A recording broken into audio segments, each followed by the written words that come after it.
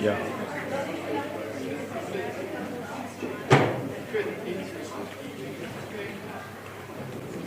Thank you very much, everybody, family, friends, colleagues. We've got a few guests joining us from overseas. We also have people online. We would like to welcome you to this very, very special occasion, the third anniversary birthday of the Ian Hayes Foundation. I'd like to introduce three speakers to you this evening. They're going to tell us a little bit more about why and how this all is coming about. A little bit of housekeeping first. The restrooms are just through this door, and obviously, as we explained at the bar, there are soft drinks and wine, and then if you need anything a little bit stronger, that will be on your own time. But ladies and gentlemen, it is my true privilege and pleasure to introduce a triple true treat, a remarkable individual who has dedicated his life to serving others. Dr. Jin Chung is a distinguished optometrist, a decorated lieutenant colonel retired from the U.S. Army, and a passionate advocate for healthcare. He is also a cherished friend of the late Ian Hayes. Dr. Chung's impressive career spans decades. As a staff optometrist at the William Beaumont Army Medical Center in Fort Bliss, Texas, he serves in direct patient care and in primary care clinic, and as the traumatic brain injury optometrist at the Intrepid Spirit Center, working with a multidisciplinary team to treat patients with concussion. As a TBI optometrist, his expertise in traumatic brain injury and pain management has made a significant impact on the patients that he cares for. His work included standardized TBI vision exams and to bring awareness of visual dysfunction to the greater Department of Defense medical community. His overseas assignments included Wiesbaden in Germany, Vilseck in Germany, and a deployment to Daji in Iraq. With his military service, healthcare leadership, and community engagement, Dr. Chung brings a unique blend of expertise, dedication, and compassion to his work. Dr. Chung was an adjunct faculty member at the New English College of Optometry, and he taught in their international program. He also taught at Leiden University in Germany for 20 years. His commitment to excellence has earned him numerous awards, including the Michelson France Alumni Award and the Boone Powell Award of Excellence in Research. Dr. Chung graduated from the New England College of Optometry in Boston, and this is where he and Trevor met. He has received his Master's in Health Administration from Baylor University and a Bachelor's in Science from the University in Toronto. He is a Fellow of the American Academy of Optometry. Very impressive CV, but Dr. Jin Chung is a true, passionate optometrist at heart. Jin Chung and Trevor met at New England College of Optometry in Boston, where they both completed their Doctors of Optometry degrees, and a lifelong friendship and commitment to invest and reinvest in their profession followed. But what makes this very special occasion so remarkable is that Dr. Chung, hang on, let me start this one. But what's truly remarkable about Dr. Chung is the depth of his commitment to our Grahamstown community. Jin Chung, 30 years ago, in 1995, you played a pivotal part and role in establishing our very first eye clinic here in Grahamstown. The journey of your commitment to this little corner of the world has come full circle, and we're thrilled to have you with us. Your presence is a testament to the power of friendship, commitment, and community. Today we celebrate the culmination of that passion and dedication. Please join me in welcoming Dr. Jin Jong Chung, a true champion of eye care and a dear friend of the Ian Hayes Foundation. He is also a founder and donor of the foundation. Thank you very much.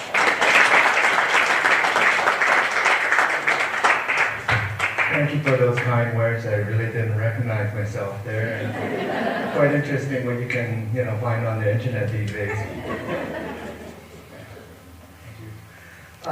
Before that long, lengthy career, and it wasn't decades, it's probably shorter than decades, but before I started my career in sort of, we'll say, the real world, all my training happened here, and, this is kind of where I cut my teeth, learning all the administrative stuff, and learning all the private practice stuff. And most of that is, I gotta give credit to Trevor Davies, who gave me a chance to come here and come abroad and have some international experience and help me get the jobs with the South African Optometric Association, do the locums, and learn how to drink, Castle beer. But anyway, I'd like to also thank Trevor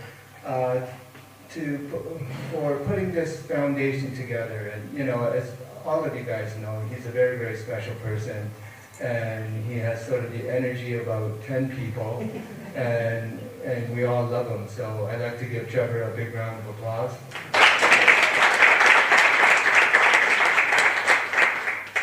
And he used to be much better looking. You used to have glasses. And I'd also like to thank all of you people in Grahamstown, and I'm sure he's interacted with all of you guys, and you guys are really supporting this program and really supporting him. And by doing that, you're supporting me and obviously Ian Hayes. And if you never met Ian, and I'm sure a lot of you just know his name, he was like a proper Eastern Cape kind of fellow, like rugged, good looks, a very slow talker, and full of jokes. Now the kids would call it dad jokes. Before we used to just call it maybe corny jokes, And coming from America and in 1995, it was quite interesting because it was almost coming back in time, because with the apartheid and with all the sanctions, people had sort of been frozen in time, and it was talking to Trevor and Ian during those days was kind of, seeing like an old movie from the 30s and 40s. And the humor was sort of at that level. But Ian was, the most compassionate guy you can meet. He was an excellent clinician, and he ran a beautiful practice in Port Elizabeth called Budget Specs, and it was geared towards the Tulsa people. And he did radio ads. And people came in, and he was like a local celebrity. And he kind of really, played that role. He would talk to them, he would joke with them. And for me, coming from America, I was like, this guy is Tarzan. He was sort of an African at heart kind of guy, and he loved his patients, and his patients really loved him. And he's that kind of guy that will always make you feel comfortable, whoever you are and wherever you're from. And so we're going to miss him very much, but he's kept alive through Trevor and I, mostly Trevor, through this foundation. And talking about the foundation, some of our goals, as I see it, and is really about patient care. So I see a lot of you guys have glasses, and people that work in the eye care industry now, you sort of take glasses for granted, but it's kind of a little miracle, right? Like, think about it. If you're a really high myope or a short-sighted person, think about where your life would be 150 years ago. Maybe you're just a guy who's working on needlepoint, maybe just picking up a rock from here, moving it there, and you don't have the freedom that you do today. And glasses are something that works almost 100%, right? Like, if you're presbyopic, meaning if you're over 18, far over 18, and you need to read things, you just pull out your reading glasses. And we do that without even giving it a thought. But there was a time when there wasn't reading glasses, so you couldn't do these things. So in a way, all these things that we have in eye care works, and we always have to think about this as a little miracle, and certainly all of us here living in sort of a Western European-style economic world sort of take these things for granted. But there are people around the world that this is not, right? They can't afford this, or they don't have that technology. And so trying to give a good eye exam and giving these people those glasses is a little miracle for them. Another aspect of eye care and eye health is looking at their health. And I'm just going to bore you with maybe cataracts. Do you guys know what cataracts are? I mean, so think about an eyeball as a tennis ball. So it's hollow in the middle. So in the front, there's like a little pupil. So the brown part or the blue part of your eyes. And in front of that, there's kind of this windshield called the cornea. Behind the blue or brown part of your eye, there's basically a lens.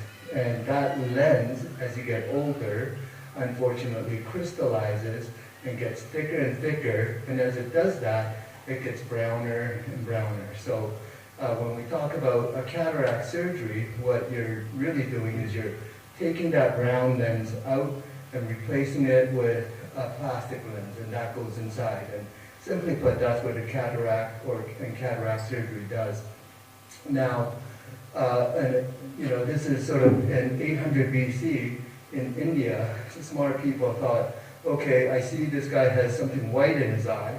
Let's try to get rid of that white thing, and we'll do two methods. One is I'm going to use my thumb, and I'm going to just keep on massaging this eye until this white lens gets dislodged, right? And that's called couching. And then another, school of thought was, I'm going to take this sharp, pointy needle, and I'm going to go inside the eye and try to make a little hole so these people can see. And so the problem with that is you're basically creating trauma in the eye, and then you can have that lens break and leak, and you have an inflammation of the eye. Very, very painful. And just to have some guy massaging your eye for 15, 20 minutes is also very painful. So, this was like 800 BC technology, but this technology is still practiced in certain parts of the world today. And so I know Trevor has done a lot of work working with the local ophthalmologist to, bring these modern day cataract procedures to this population. And so that's the two sort of aspects of the eye exam, is looking for, and these are just simple fixes, because if you don't get a cataract fix, then you're blind, but it's really something that you can fix just by taking it out. Kind of like cleaning the windshield, if you will. So, so there's really, really low-hanging fruits that you can do with this foundation. One is just giving an eye exam and giving glasses, the little miracle. And two is basically allowing somebody to take out a cataract that, has made somebody sort of, in air quotes, blind. So those are the main sort of objectives or the goals of this foundation. Now, there's sort of the administrative part. And so a couple of things that we're thinking of is to sustain this program. And one of them is to develop enough or receive enough funds to hire an optometrist to help with this mission of getting through sort of the throughput. And Dr. Davies is quite the number cruncher, so he has all of these numbers and how many people he wants to see. So I think in that respect, we really need a full-time optometrist, and we need sort of the support staff to help with that. And two, he's graciously offered part of his private practice to run this. So this is, he's sort of a saint in that way. Who else would, lend out their spare bedroom or part of their house to sort of strangers so they could, sleep comfortably. And so that's a very, very good thing that he's doing. And third is sort of education. So I know it's hard to recruit optometrists for small towns, and that's not just unique to South Africa, that's all over sort of America and Canada as well. Everybody wants to go to the big shiny cities. They don't want to come to quaint small town, no matter how nice it is. The younger folks want to start their life, where the action is. So we would like to try to create a scholarship where we can develop talent and then help them pay for their school for some sort of a return in working at the foundation, and try to create that. So there's going to be some sort of a employee kind of creation of staff for this foundation at some point, to getting that sort of perpetually cycle through creating our own talent. So, I mean, that's kind of how I see, this Ian Hayes Foundation going. And Trevor has, as you know, he thinks always, and he has a big concept of perhaps if we can get this going here, then why can't we do it elsewhere? And I think it's a great idea. So, and I created a Canadian sort of foundation as well that'll help support, try to get Canadian money into the Ian Hayes Foundation and try to support this. So, everything's at play, but I really want to thank you people for supporting our foundation and supporting Trev and being such good friends to Trev and now me. Thanks for your time. Thank you. Any questions? I said, any questions?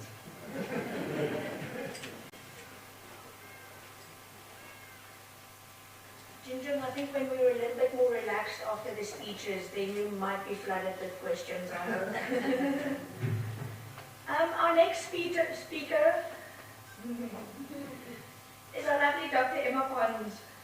So Emma, I know you didn't want a lot of everything, but when I thought about you and what you've done for this foundation, the word alchemist popped into my head.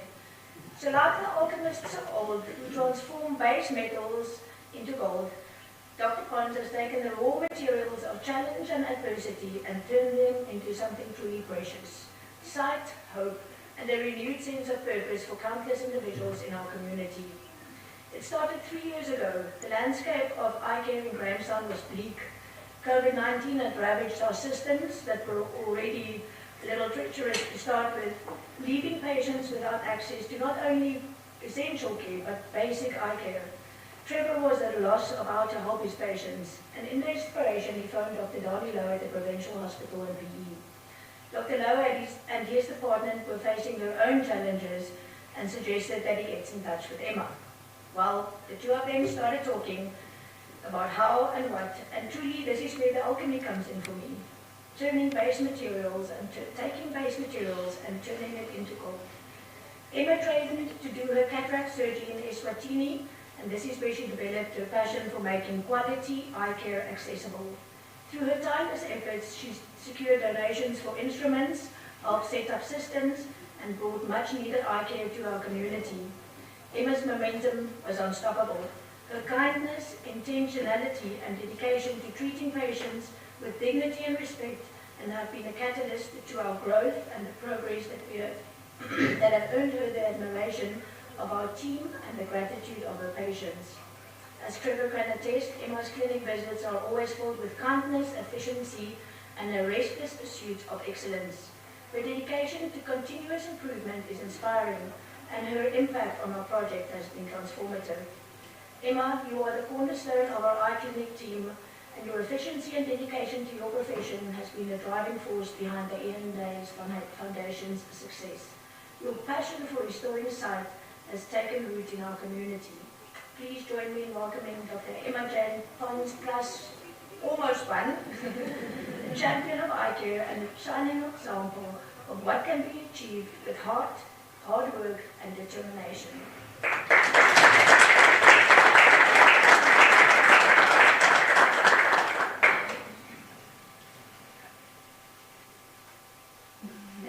Thank you for a very, very kind introduction. I feel like there's some people we don't know here. So really recognize that. But thank you so much. Let's see if I can get this to work.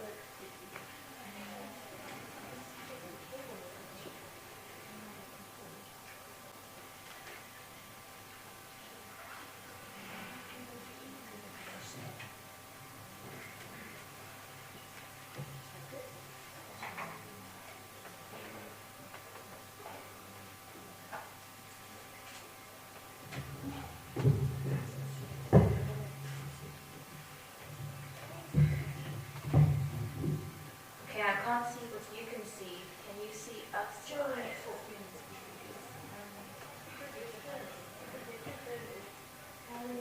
If someone swatches the data projector turn itself off. Is Joey here? I'm not sure we can turn it on. Not sure. We can change the order.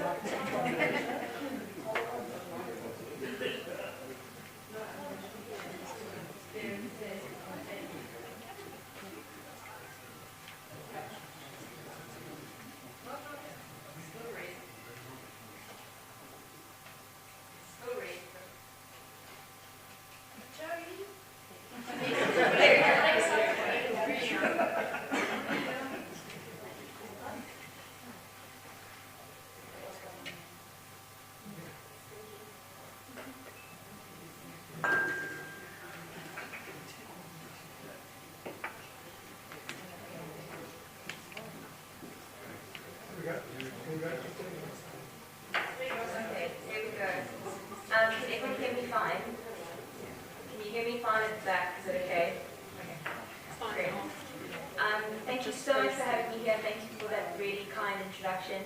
I am very, very honored to be part of this team and very honored to be here. The last time I was here was 3 years ago, and I'm trying to remember if we'd even started doing our first cataract surgery. I think we've begun with our first few clinics. So it really is amazing to stand here and be able to talk about what's happened over the past 3 years. It's truly amazing. This is by no means the full team. This is not even the full theatre team shown here. There are so many people who've played a role in this project and in making this happen. So I just wanted to take some time to celebrate them and honor them, and honor Ian Hayes Foundation for putting this all together. So over the past 3 years, we've had about 45 specialist clinics where we've seen about 800 patients. We have done 11 surgical outreaches, and we're already over 300 patients, which I think is wonderful, that have received cataract surgery.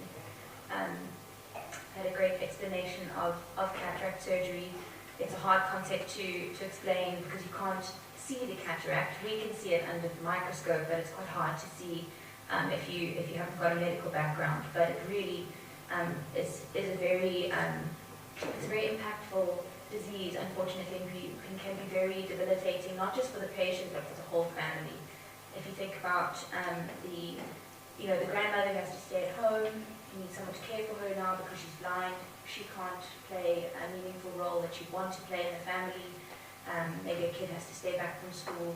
It really has reaching impact into the community, and so it's really a wonderful thing to be part of.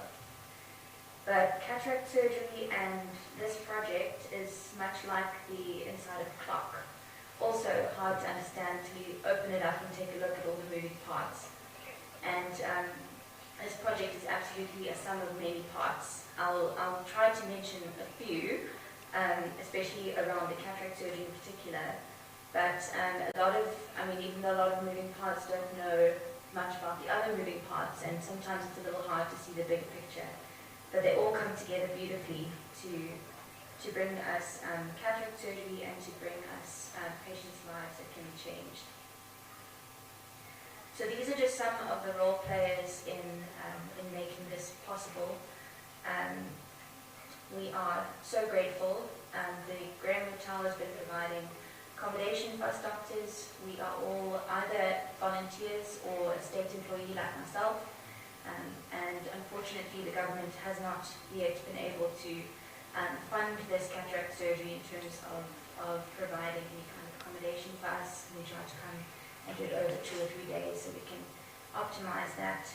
Dr. Davies, optometrist, as mentioned, there are hundreds of patients pouring through Trevor's private space, and it's just amazing to see how we can provide such good quality care for these patients thanks to him. The state is not equipped at the moment to have patients in the hospital and have patients come through the hospital. Ophthalmology is a very delicate and a very vulnerable part of medicine. If you don't have one thing, nothing can happen. So you need a whole lot of different parts to make that happen. So thank you so much to the Dr. Davies team. Medical Missions Eswatini, that's where I hail from. Medical Missions Eswatini is an organization that has provided sets for us. They provided the instruments that we use to do the surgery. They also gave us the starting package to say, well, get going with the surgery, here's some lenses, here's some consumables, go and operate your first 20 patients, and they got us going. So really, very thankful for them. We are thankful also to the Amasa Foundation. They have been filling gaps for us for the past at least 2 years. We often run out of things in the States. Oh, we don't have this. And then everyone goes, oh, well, we can't do an outreach now. So Amasa will jump in and say, don't worry, we'll sponsor that thing that you need. Whether it's lenses, viscoelastic, anything like that. So we are so grateful. And then, of course, the Ian Hayes Foundation pulling that all together. I must mention my employer.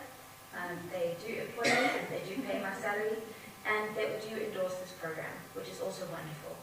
And they've provided Cephas Hospital a space for us to do the surgery. I'll show you some pictures and a little bit of what that looks like, but it's been fantastic. People work above and beyond to make this happen. Just to give you a sense of all the moving parts that play a role. So we are very, very thankful to all of them. And then, of course, Ian Hayes Foundation just pulling everyone together and making this happen. Trevor's big dream to have cataract surgery going again at Cephas Hospital and have this available to our patients. I think the word has got out so far. Don't know what our furthest patient has travelled, but we are getting patients coming now from East London, King Williamstown. Trevor, anyone from further out? Mthatha, we've had patients from Mthatha, Queenstown. The word Unidale, there we go. People are hearing about what's happening here in Grahamstown and they're excited. So very, very grateful for that. And I think I can't say it better than the patients themselves. So I put together just a short little something to say thank you to everyone directly from our patients.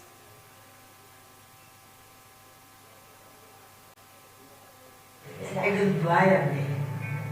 Die weet je, alle dingen heel erg zoals dat bent. Want ik zie niet jullie.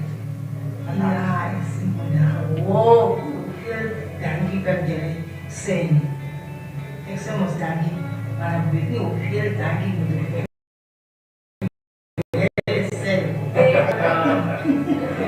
Ik ben zo blij mee.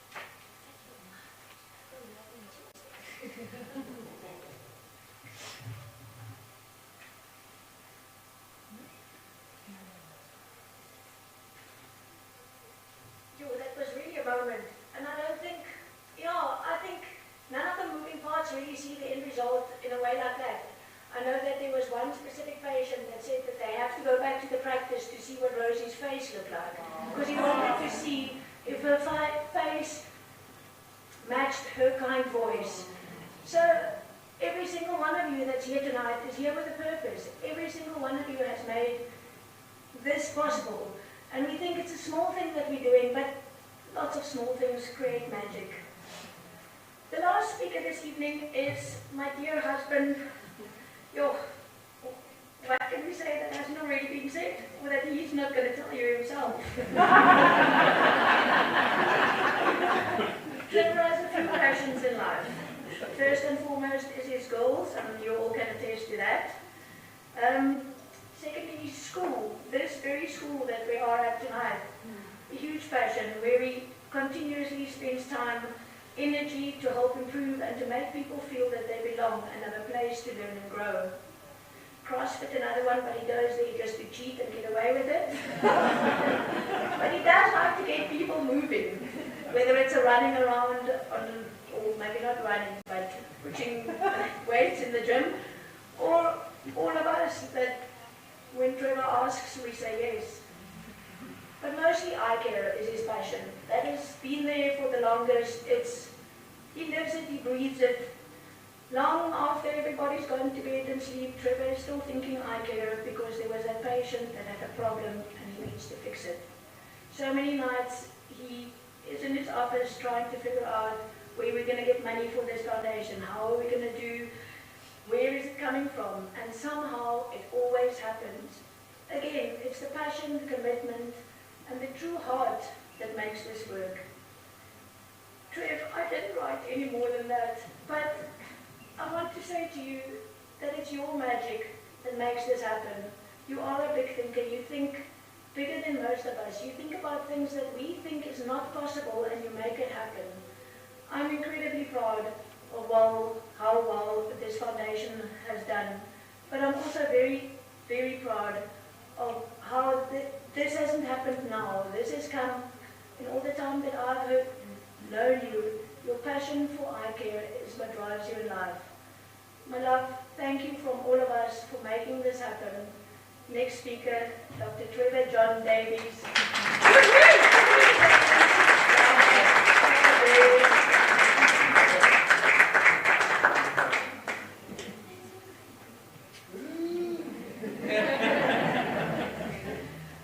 So I'm not sure about my slides yet. My slides are working. Here we go.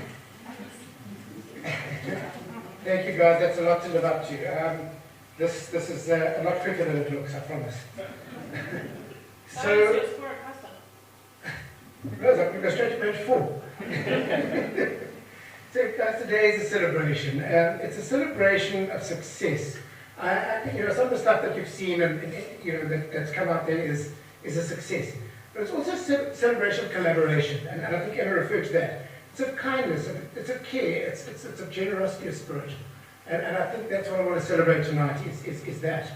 By way of example, Dr. Josh Cummins, who couldn't be with us tonight, he's a colleague of Emma's, and he's now in Bloemfontein, he's here. And he contacted us earlier this week. He said, guys, I'm on holiday in Grahamstown over the Eastern Cape over the December period. I know you guys are all short of clinic, and I volunteer a day and come do a clinic and help you catch up. It's such a beautiful example of just the kind of collaborative giving that we've seen from so many people. I've got to read my notes, Jesus, it's terrible. It's also a celebration of competence. Once someone wasn't that pleased with me, and they were explaining why they weren't pleased with me. And they said to me, Trevor, you're actually not as smart as you think you are. You think you're so clever and you get all things done. He said, the only thing you're good at is doing smart people do smart things and you do nothing. I think they were right. So it really is a case that we do have incredibly competent people collaborating and doing incredible things. So,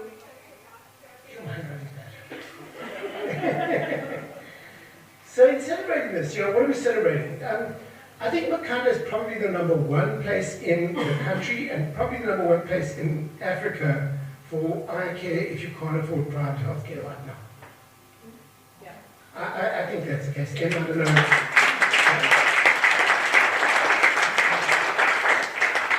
And I don't think we're anywhere near where we want to be. And I think we're just going to get better.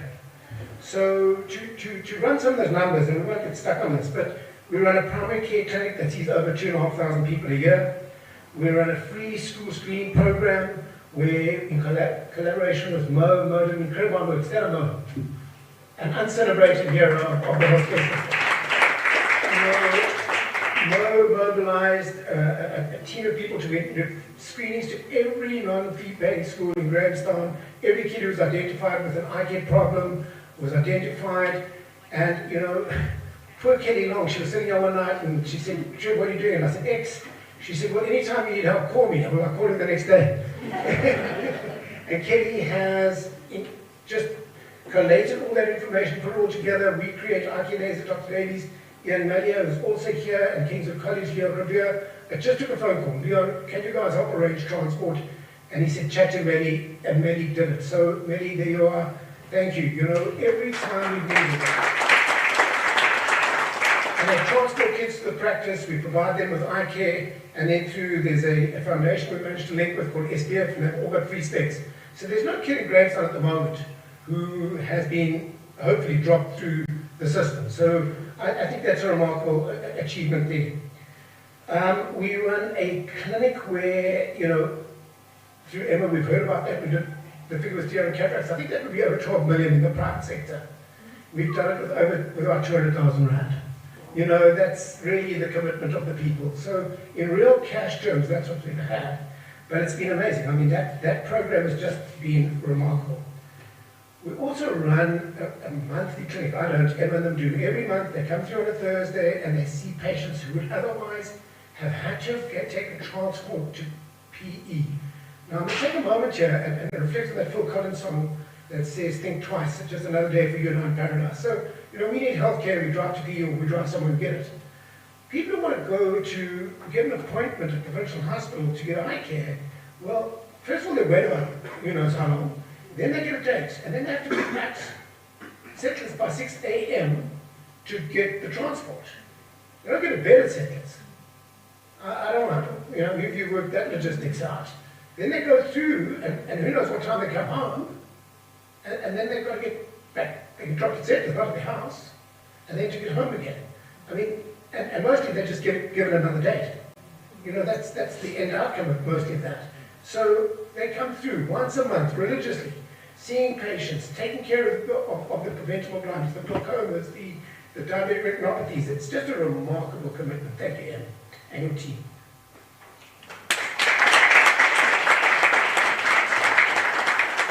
So in summary, you know, I think we've eliminated reversible blindness. By reversible blindness, the things that we can fix. You know, John spoke about spectacles, Emma spoke about cataracts. I think we've eliminated it. You know, in Grahamstown at the moment, that doesn't exist. We can take care of that. The sinkhole is broad. We've taken care of a broader community. But here in Grahamstown, we care and we matter. We've done that. We've also taken massive steps to eliminate sort of preventable blindness. So these are people who got blind for conditions where we just didn't see them in time. So glaucoma, diabetic retinopathy, these are things that just happen. So if there's no access to that, those people got blind. And there's nothing worse than someone walking into your rooms and you can't help them. So getting into those people earlier, getting the word out there, and tonight's an incredible example of that, and of getting the word out that you can be helped, that it doesn't have to cost a fortune. So we've done that. I sort of want to take a quote here from Noam Chomsky. So I like being clever here, because Richie Gable, when he makes quotes, he says, "Trevor, I saw this thing on TikTok." So I want to be lying in this. I didn't see it on TikTok, Richie, it's like fancy, you know. Noam Chomsky, so there we go. He says, "It's necessary to distort history and make it look as if great men did everything. That's part of how you take people and you make people believe that they can't do anything. They're helpless. They just have to wait for some great man to come along and do it for them." This is the opposite of what we experience here. That's not how this works. We've got a number of us ordinary people doing ordinary stuff with extraordinary commitment. So I think that's really, really exciting. So thank you to everyone involved in that. Okay, so here we go. So starting with the most logical place to thank people, I would like to take a moment to thank my deceased parents, the give everyone a chance to perhaps reflect and take a moment to thank their parents. And most of us are here, not only did they give us life, but they gave us our values. And I don't think we would be in this room and caring about these things if we didn't care about our values. So to all of our parents and all of you, if we reflect for a moment. And then to move forward, the Ian Hayes Foundation launched 3 years ago, right here in this very space. What we've achieved has been remarkable, but going back before the launch of the foundation, we always cared. At the previous Davies and White optometrist with Dr. Davies, we always cared, we always did a lot of outreach work. There are staff here today who have been with us back from those times. June is representing, when did you start with us, June? At the beginning, 1990. There you go. So those commitments are here and they are represented by June and all the people who served during those times. We're also represented by current staff. Guys, this isn't easy. I get a lot of credit here tonight. I don't do the work. There's a ton of people doing the work. So to all of those people in our practice, it's remarkable. We've got people here, Vuyo, Sarah, etc. Thank you for all of that. To Ian Hayes' family, we wouldn't be inspired by Ian the way that we're inspired by Ian. I know his family are online, and Ian was a remarkable individual. So to thank Ian's family, Lindy, his children, Emma and Taylor, his mom, Leslie, his brother William, his sister Natalie, and all of the great family for creating the human that's inspired me to be better. So there's a special guest here tonight. And I am going to force her to stand up quickly. Sinatolo. Can you stand up quickly? There we go. Thank you. And you can sit down again. Thank you. Sinatolo's got a remarkable story, and I'm just going to share it quickly. It's just bizarre. So Sinatolo came in to see us, and tonight she told me the date. I thought it was long ago. 10, 12 years ago, she had a progressive degenerative blinding condition in both eyes called keratoconus. She was really pretty much lost her right eye. The left eye wasn't going well. And there was no outcome. In South Africa, we couldn't get corneas, we couldn't get the surgery, we couldn't get whatever. And I happened to be down in, I think it was Kensington or Port Alfred, a month or so later with friends of mine from Port St. John's, and I was chatting with some of the American guests, and I said, Robert, what do you do? And he said, no. He said, I run a corneal, I'm a public relations person for a corneal bank in Colorado. And the long and the short of that is, we got a cornea. We found a surgeon who's prepared to do the surgery. It's an incredible surgery. It's not a long surgery. It's a complicated surgery. We then had to fly the cornea out, getting all sorts of permissions through SAA, etc. And it all happened. And it didn't go well. It didn't go well. We had to get Sinatolo back I don't know how many times. And my mate Andrew Beliter never stepped off, carrying on doing what he needed to do. And today Sinatolo tells us the left eye isn't doing great, but the right eye that was done is doing amazing. Am I right, Sinatolo? And just, well, to you for all you went through, to all the people who put in, it's the kind of stories that I want to reflect that talks about the commitment of this community. There are amazing people in this community. You know, last night, Jin John stayed at Makhanda at a price that even I could afford. Thank you to the Gush family for that. You know, there are the nursing sisters, Emily, you know, every now and again, you just don't have enough staff who can do the surgical stuff and outreach. M. Reppins and the team, in fact, they step in and they just do the work. The Grand Hotel, I don't know how many free nights of accommodation we've had that. Richard Gaber, the one time you did me a favor and you saved me a lot of money and I needed to pay you, you said donate the money. Frontier Pharmacy, the other day, there I was, we had difficulty with some fluorescent stuff and eventually, you know, Jaz just said donate it to the foundation. Of course, Kelly, Ian Melia, Kingswood, the people I've discussed already. To my colleagues and people who've taught me and inspired me, Jin John, Steph Creel, Veena Patel, and Param Sandhu online, just thank you. Our business partners, Just Milk, Lynn Hobson's here representing them tonight. Just people, we've done incredible outreach programs with you. Yes, we've worked hard, but we've made a little bit of money and we've used that money well to help other people. We need business partners. Thank you. Also with Makhanda, we've done a similar project. Also Rotary Kenton, similar projects. You know, Carrara, we've done similar projects. So just thank you to all of those people. We've also, as I said earlier, we haven't had a lot of money, but we certainly have money. And as Jackie referred to earlier, Jin John, Thank you for your kind donations. But also to specifically Garth from Hoya. Is he here somewhere? Where? Garth, you've got to put it behind there. So Garth is one of our corporate sponsors. They really help us. When people can't afford eye care, can't afford the specs, we put it through their program, they pay for it, and we don't. It's really amazing. Thank you to you guys from Hoya. And then there's one quick last story, and I promise I'm almost done. There was a story that Louis will probably tell better than I do. We were asked to provide contact lenses for a baby who had cataract surgery. And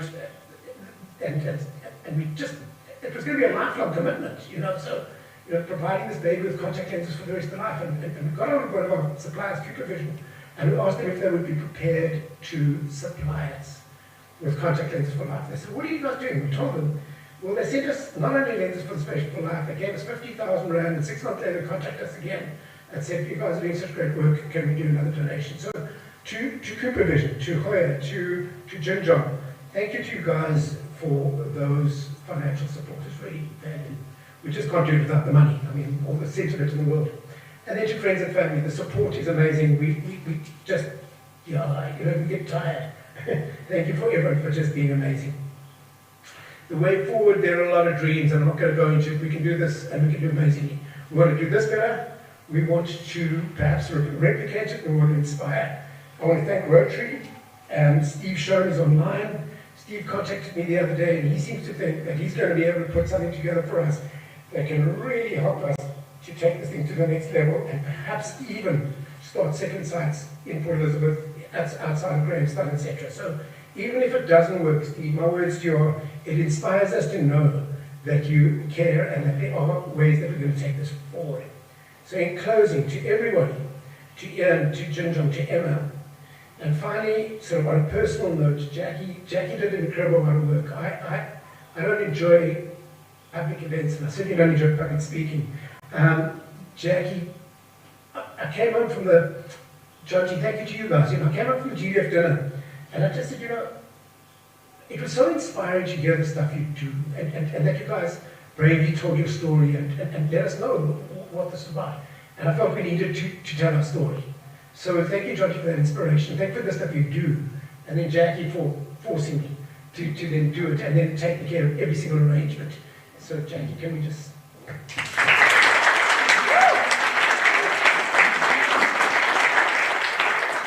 And then very lastly, to my children, they are my inspiration, they are amazing.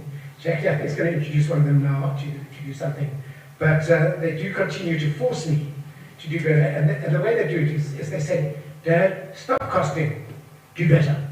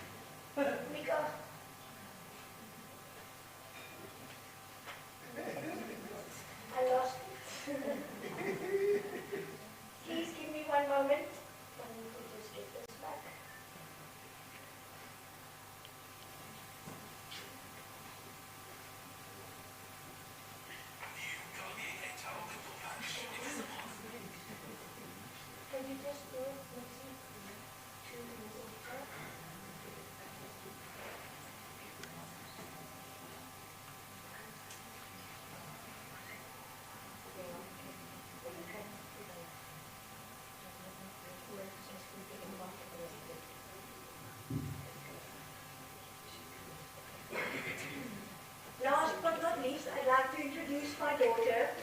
So Trevor says, Mika, what she brings to this is singing, and tonight is a celebration of sight.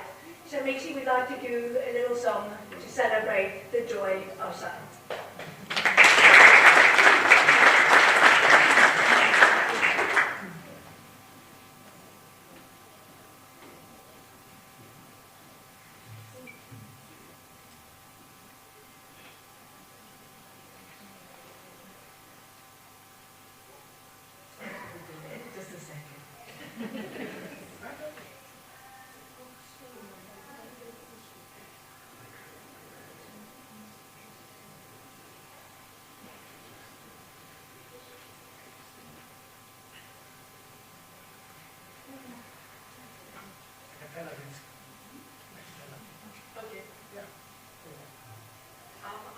sing a cappella. It won't sound as good as it would with the backtrack, but I'll try nonetheless. I'm going to be singing a song called What a Wonderful World, and I think it's just because it's just the beginning part of the song, because I really think that it celebrates the joy of singing, and it's a song that my dad really likes as well.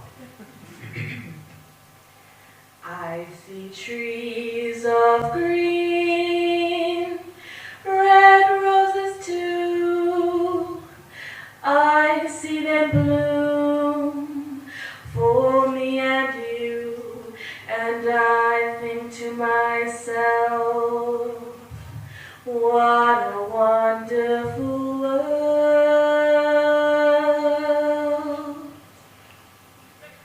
I see skies of blue and clouds of white, the bright blessed day, the dark sacred night, and I think to myself, what a wonderful world.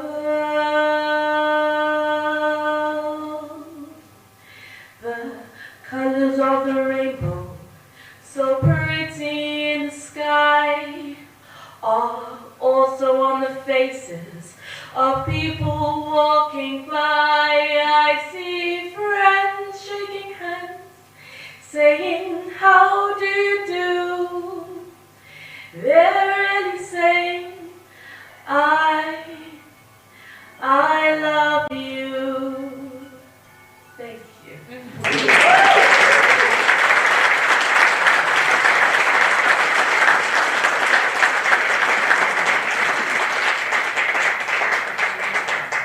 Thank you, everybody. I think that concludes our thanks to everybody. Thank you for everybody for joining online. Thank you to you all for being here this evening. And just let's keep doing what works. Thank you very much, everybody. Enjoy your evening.